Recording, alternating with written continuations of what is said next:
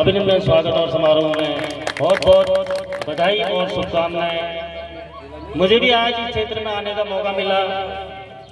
Gitarama Gaur जी का संघर्ष हम भी देखते हैं, देहरादून में मुलाकात होती है तो अपने कार्यों के प्रति बहुत समर्पित रहते हैं। तो बीच में मुलाकात हुई तो मैंने एक लालसा थी, मैंने कहा भाई साहब मैं सारे क्षेत्रों में जा चुका हूँ लेकिन इस क्षेत्र में मैं नहीं आया हूँ। तो भाई साहब ने तुरंत बोला कि आप तुरंत कार्यक्रम बनाएं और उस क्षेत्र में आए। और सच मानिए इस क्षेत्र में आके आज मुझे बहुत अच्छा, इसको कहते हैं भगवान की, आपको तो भगवान ने यहाँ वरदान दे रखा है, लेकिन एक खुशी इस बात की है कि हमारे गीताराम जी गौड़ जी के प्रति लोगों का समर्पण और प्यार है।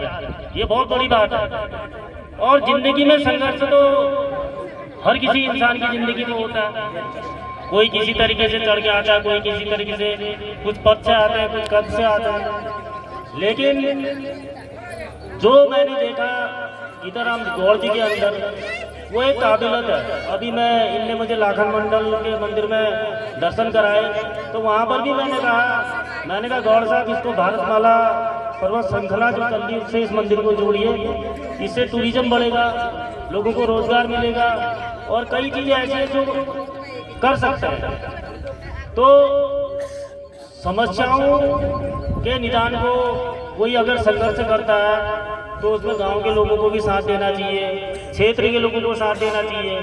आज इनके संघर्ष को देखते हुए, इनकी कार्यशैली को देखते हुए कहीं ना कहीं सरकार को या मुख्यमंत्री जी को भी ये लगा होगा कि ये उस क्षेत्र का के साथ साथ पूरे उत्तराखंड का विकास जो अगर ये करते हैं तो इसीलिए सरकार ने इनका चयन किया है।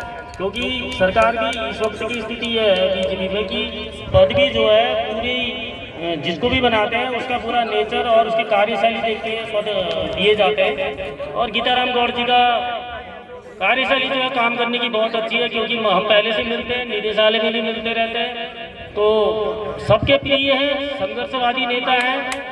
और मैं यही कहना चाहूँगा कि इस क्षेत्र के जो ये विकास हो रहा है, आप लोग, होता क्या है कि हमारे क्षेत्र से जब कोई अच्छे पद में या सरकार के पद में जाता है तो कुछ लोगों को जरा परेशानियां भी होती हैं। लोग सोचते हैं कि यार ये आगे बढ़ गया, कुछ नहीं कर पाएगा।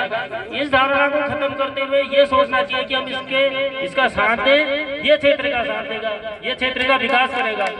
तो इस सोच के साथ सब लोगों को एक होने की आवश्यकता है। आज तक जो भी था क्षेत्र में, चाहे राजनीतिक रूप से विषमता हो या फिर बौद्धिक रूप से हो या फिर आपसी भाईचारे से हो, लेकिन अब अगर आपकी झोली में एक पद मिल गया है, पद आ गया है इस क्षेत्र के लिए, तो आप साथ देने की बारी आ गई है। और अभी नहीं लोगे तो फिर कभी कुछ नहीं हो पाएगा। और हम जानते हैं गीताराम गौड़ जी की काबिलियत को, वो कुछ भी करने में सक्षम है, सरकार को झुकाने में भी सक्षम है, और ये मुख्यमंत्री जी भी जानते हैं। इसलिए जो है अब इनके पीछे सबको सपोर्ट करना चाहिए। कोई गांव की योजनाएं बनानी चाहिए, नई नई योजना। अब अभी कह रहे थे कि रोड का जो है, भाई साहब ने पहले जो ऐसे नेता हैं जिनने रोड का वो कराया, तो ये एक जननेता की पहचान होती है। राजनीति में आदमी दो चीजों के लिए आता है, एक आता है पैसा कमाने के लिए, एक आता है समाज सेवा के लिए। और जो व्यक्ति समाज सेवा अगर बचपन से जिसके भाव में या कूट के भर गई हो, वो व्यक्ति कुछ ना कुछ कार्य करता है। और मैंने गीताराम गौड़ जी को बहुत नजदीकी से परख लिया है। ये कुछ अलग तरीके के कार्य करना चाहते हैं जो आज तक कोई नहीं कर पाया। और इनको आपके प्यार तो आपका पूरा मिल रहा है, सहयोग भी आपको इनको करना पड़ेगा। और सरकार में इस क्षेत्र के लिए जहाँ तक का भी होगा, हमारे लायक में अगर कहीं पे कोई बात आएगी तो हम भी आपके साथ खड़े रहेंगे, ये मेरा वादा है। और मैं इस क्षेत्र में चामा गाँव में आके बहुत मतलब अभिभूत हूँ, बहुत खुश हूँ। और भगवान भोलेनाथ आप सबकी मनोकामना पूर्ण करे। धन्यवाद।